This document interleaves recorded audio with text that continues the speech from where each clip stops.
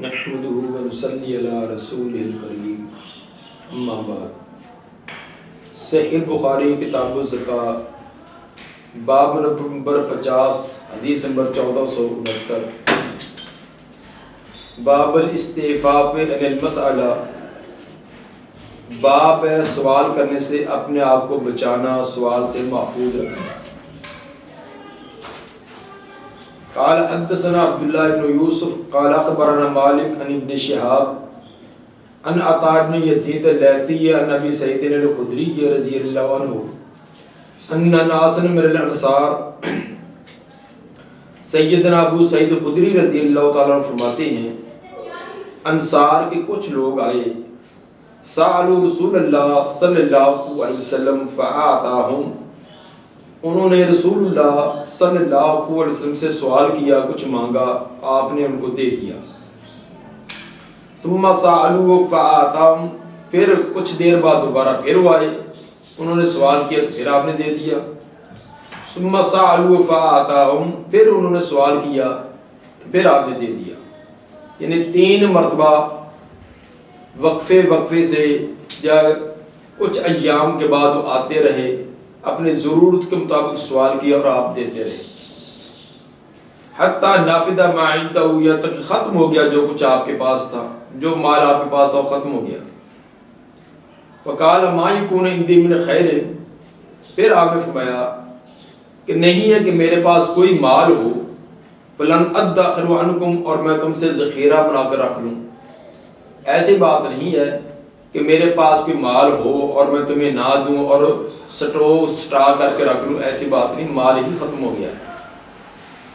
پھر فرمایا کہ وَمَن يَسْتَعْفِفْ يُعِفَّهُ اللَّهُ، جو سوال سے اپنے آپ کو بچاتا ہے، پاک دامنی اختیار کرتا ہے، اللہ تعالیٰ اس کو بچنے کی توفیق دے دیتا ہے۔ وَمَن يَسْتَغْنِ يُغْنِهِ اللَّهُ، جو بے نیازی اختیار کرتا ہے، دوسروں کا محتاج بننے سے بچتا ہے تو اللہ بھی اس کو بچا دیتا ہے۔ وَمَن يَتَصَبَّرْ يُصَبِّرْهُ اللَّهُ، جو صبر کرنے کی کوشش کرتا ہے اللہ بھی صبر اس کو دے دیتا ہے۔ وَمَا أُوتِيَ أَحَدٌ عَطَاءً خَيْرًا وَأَوْسَعَ مِنَ الصَّبْرِ، نہیں دی گئی کسی آدمی کو کوئی چیز بھی جو زیادہ بہتر اور زیادہ وسعت والی ہو صبر سے، صبر سے زیادہ بہتر کسی کو اور کوئی چیز نہیں دی گئی۔ جس کو اللہ نے یہ توفیق دے دی ہے تھوڑے مال پر، غمی پریشانی پر صبر کرنا، وہ سمجھے کہ اس کو اللہ کی طرف سے بہت خیر اور بڑی بلائی اس کو مل چکی ہے۔ امام بخاری رحمہ اللہ اس حدیث سے یہ ثابت کرنا چاہتے ہیں کہ سوال کرنا یہ کوئی اچھی عادت نہیں ہے، انتہائی مجبوری اور لاچاری کی صورت میں شریعت نے اجازت دی ہے، لیکن بلا وجہ یا خود انسان اپنے ہاتھ سے کما سکتا ہے یا کچھ نہ کچھ اس کے پاس ہے، لیکن پھر بھی مال کو بڑھانے کے لیے دوسروں کے مال پر نظر رکھے اور مفت میں مال بٹورنے کی کوشش کرے، ہیلے بہانے سے، یہ طریقہ اچھا نہیں ہے۔ شریعت نے اس طریقے کی تردید کی ہے، ممانعت کی ہے۔ نبی صلی اللہ علیہ وسلم نے پہلی مرتبہ ان کو یہ سوال کرنے سے نہیں روکا کہ کہیں ان کے ذہن میں یہ نہ آئے کہ آپ دینے انکار کرنے کی وجہ سے یا نہ دینے کی وجہ سے یہ ہمیں تلقین کر رہی ہیں۔ تو پہلی مرتبہ آپ نے دے دیا، کیونکہ آپ سے سوال کیا جاتا تو آپ لا نہیں کہتے تھے، نہیں کہتے تھے، جو کچھ میسر ہوتا آپ دے دیتے۔ پہلی مرتبہ دیا، دوسری مرتبہ، تیسری مرتبہ مال ختم ہو گیا۔ اب آپ نے ان کو تلقین کی ہے کہ جو سوال سے بچنے کی کوشش کرتا ہے اللہ بھی اس کو توفیق بھی دے دیتا ہے، ہمت بھی دے دیتا ہے، اور خود اپنے ہاتھ سے کمانے کا اس کو کوئی نہ کوئی ذریعہ بھی بنا دیتا ہے۔ جس نے یہ ذہن میں بٹھا رکھا کہ میں نے تو ہاتھ ہلانا ہی نہیں ہے، بس مانگ لیا کھا لیا، جس طرح کہ ہمارے ہاں مانگ تو لوگوں کا، بھیک مانگنے والوں کا یہ طریقہ کار ہے، تو ان کو اللہ کی طرف سے بھی توفیق نہیں ملتی۔ ایک بھیک مانگنے کا جو عادی ہے اس کو آپ 1000 کہیں کہ آپ بھی یہ میری دکان پر کام کر، میں شام کو آپ کو 1000 روپیہ دوں گا، کبھی بھی نہیں کام کرے گا۔ کیونکہ انہوں نے اپنے آپ کو عادت ہی یہ ڈالی ہوئی ہے. انہوں نے 1000 تو 1 گھنٹے کا تو کما لینا ہوتا ہے. تو یہ اپنے آپ کو اس طرح کی جو ہے جس طرح کی سوچ اور فکر انسان بناتا ہے، جس طرح اپنے آپ کو رکھنا چاہتا ہے، اللہ بھی اسی طرح پھر اس کے ساتھ معاملہ کرتا ہے. تو ایک آدمی یہ کہے کہ میں نے مانگنا نہیں ہے، اپنی عزت کسی کے سامنے ذلیل نہیں کرنی، محنت کروں گا، مشقت کروں گا، تنگی ترشی صبر کروں گا، اللہ اس کو توفیق دے ہی دیتا ہے. بہرحال انتہائی شدت کے وقت، سخت ضرورت کے وقت سوال کیا جا سکتا ہے، یا اسی طرح کوئی دینی کام ہے، دین کی سر بلندی کے لیے کوئی کام کرنا تو اس کے لیے چندہ مانگا جا سکتا ہے. اپنے ذات کے لیے یہ مانگنا یہ درست نہیں ہے. حدیث نمبر 1470. قال حدثنا عبداللہ ابن یوسف قال اخبرنا مالک عن ابی الزناد عن الاعرج عن ابی ہریرہ رضی اللہ عنہ ان رسول اللہ صلی اللہ علیہ وسلم قال والذی نفسی بیدہ لأن یأخذ احدکم حبلہ فیحتطب علی ظہرہ خیر لہ من ان یأتی رجلا فیسألہ اعطاہ او منعہ. سیدنا ابو ہریرہ رضی اللہ تعالیٰ عنہ فرماتے ہیں کہ رسول اللہ صلی اللہ علیہ وسلم نے فرمایا والذی نفسی بیدہ، مجھے اس ذات کی قسم جس کے ہاتھ میں میری جان. یہ نبی صلی اللہ علیہ وسلم کا قسم اٹھانے کا اکثر انداز ہوتا تھا.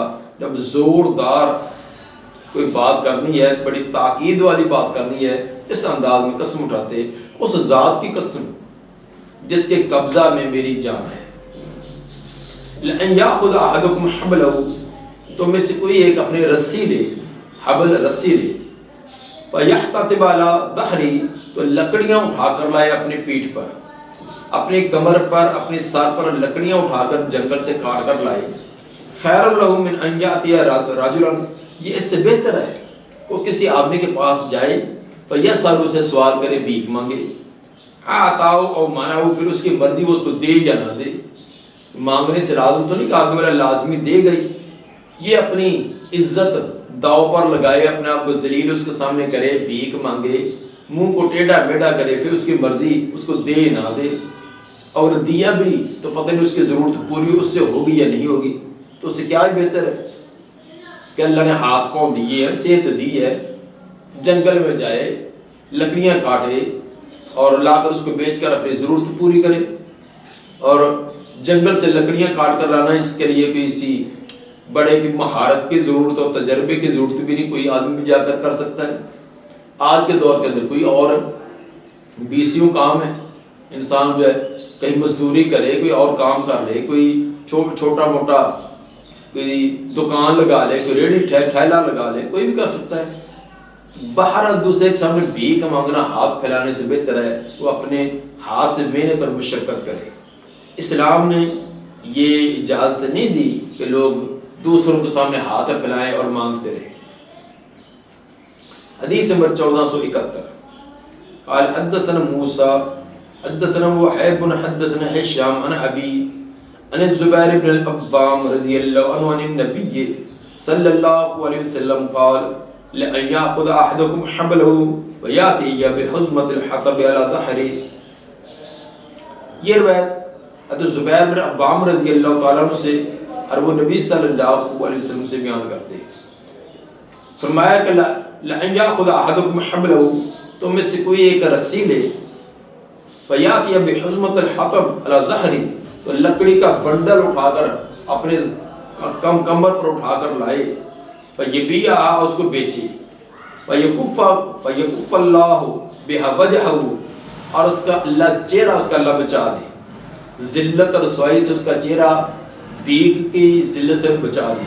خیر اللہ من ان یسأل الناس، یہ اس سے بہتر ہے کہ لوگوں سے سوال کرے، آتاؤ او منعو، پھر لوگوں کی مرضی اس کو دیں یا روک دے، انکار کر دیں.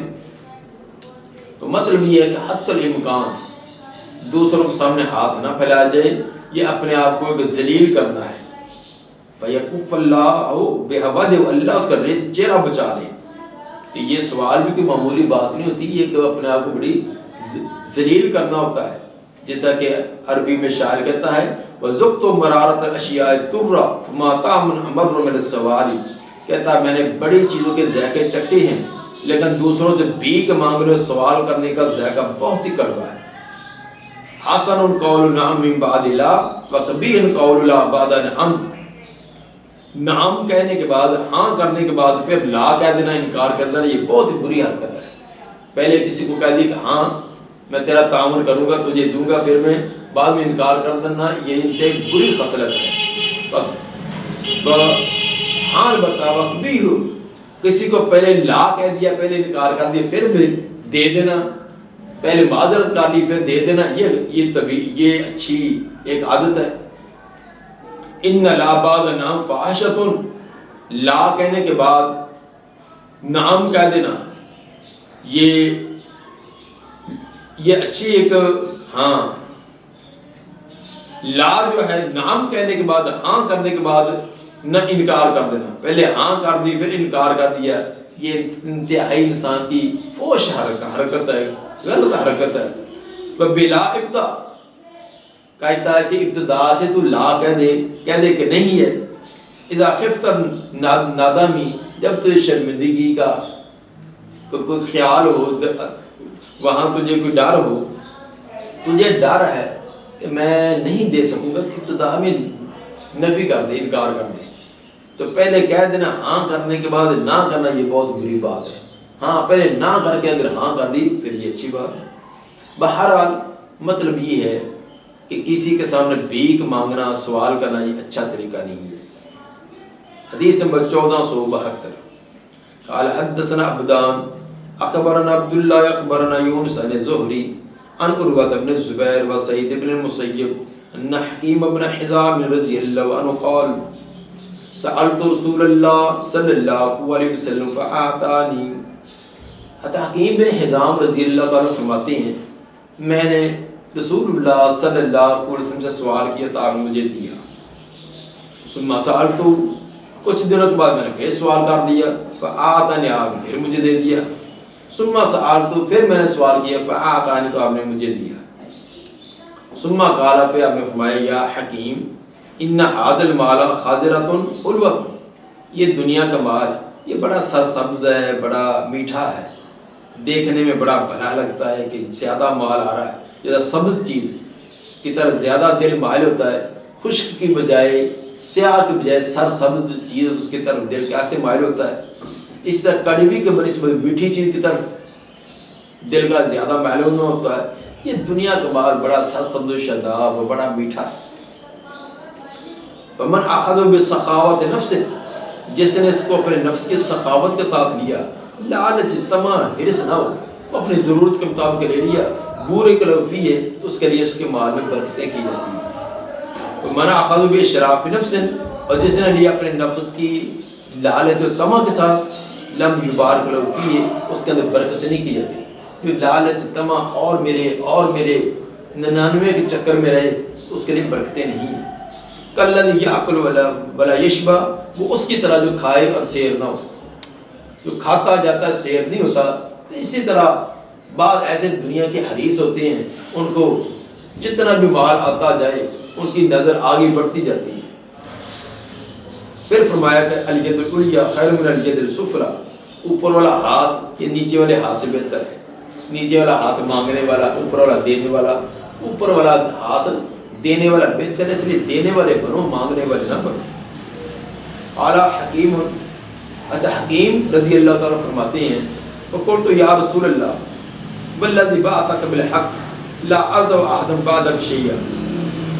حکیم رضی اللہ تعالیٰ لوگ جو پہلے ایک ذہن کا ایک لالچ والا انداز تھا، پہلے آئے مانگا پھر مانگا پھر مانگا، جب نبی نے یہ تلقین کی، یہ بات سمجھائی، فوراً صحابہ اکرام کیسے نبی کی بات سنتے ہی اپنی طبیعتوں کو، اپنی عادات کو تبدیل کر دیں۔ پہلے طبیعت ایسی تھی، اس کے بعد انہوں نے اپنی طبیعت کو ایسا تبدیل کیا، کہنے لگے اے اللہ کے رسول والذی بعثک بالحق، اس ذات کی قسم جس نے آپ کو حق دے کر بھیجا، لا ارض احدا بعدک شیئا، نہیں میں طلب کروں گا آپ کے بعد کسی سے کوئی شے بھی، حتی افارق الدنیا، یہاں تک کہ دنیا کو چھوڑ دے۔ اے اللہ کا رسول بس اس کے بعد آئندہ میں کسی سے سوال نہ کروں، وفات تک مرتے دم تک میں نے کسی سے سوال نہیں کرنا۔ چنانچہ پھر ایسے انہوں نے کیا۔ فکان ابو بکر، چنانچہ راوی بیان کرتے ہیں ابو بکر رضی اللہ تعالیٰ عنہ ید حکیم نے للعطائے، حتی حکیم کو اسے عطیہ دینے کے لیے بلاتے، فیابا ان یقبلہ تو قبول کرنے سے انکار کرتے، گناہ لیتے۔ ثم ان عمر رضی اللہ عنہ دعاہ، پھر حضرت عمر رضی اللہ تعالیٰ عنہ نے اپنے دور خلافت کے اندر ان کو بلایا، لیوتیہ یا تاکہ ان کا حق دیں، اور اس حق سے مراد کوئی زکوٰۃ نہیں تھی بلکہ سرکاری تنخواہ، جو دینی کام یا سرکاری کام کرتے تھے اس کا کوئی ان کو معاوضہ دیں۔ فابا ان یقبل منہ شیئا، تو انہوں نے لینے سے انکار کر دیا۔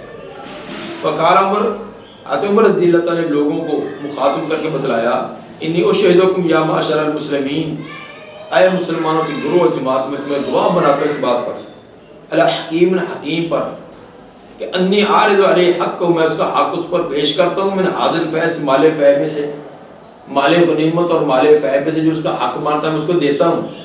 فیابا ان یاخذ، تو وہ لینے سے انکار کر دیتا ہے۔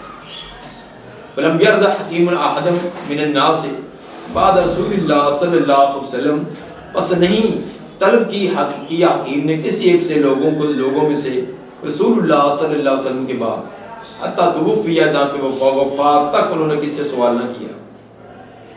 نبی صلی اللہ علیہ وسلم سے جو وعدہ کیا تھا، پھر اس کی ایسی وفا کی کہ مرتے دم تک کسی سے بھیک سوال مانگنا تو دور کی بات ہے، اگر بیت المال میں سے جو ان کا حصہ بنتا ہے وہ بھی نہ لیا، اور اسی طرح سرکاری تنخواہ کے طور پر جو ان کو دیا جاتا تھا وہ بھی نہ لیا۔